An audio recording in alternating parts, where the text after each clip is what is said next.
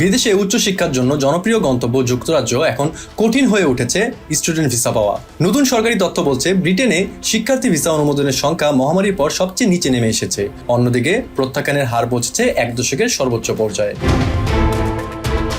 যুক্তরাজ্যের হোম অফিসের প্রকাশিত তথ্যে দেখা যায় 2026 সালে জানুয়ারি থেকে মার্চ পর্যন্ত প্রায় 35,600টি স্পন্সর্ড স্টাডি ভিসা দেওয়া হয়েছে, যা 2025 সালের একই সময়ের তুলনায় প্রায় 1/3 কম।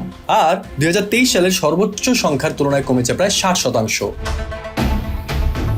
শুধু আবেদন কমেনি, বেড়েছে ভিসা প্রত্যাখ্যানও। চলতি বছরের প্রথম 3 মাসে প্রায় 5,500টি আবেদন বাতিল করা হয়েছে, যা আগের বছরের তুলনায় 56% বেশি। পরিসংখ্যান বলছে বর্তমানে প্রতি 100 জন আবেদনকারীর মধ্যে প্রায় 13 জন স্টুডেন্ট ভিসা পাচ্ছেন না। এই হার 2025 সালের তুলনায় দ্বিগুণ এবং 2015 সালের পর সর্বোচ্চ।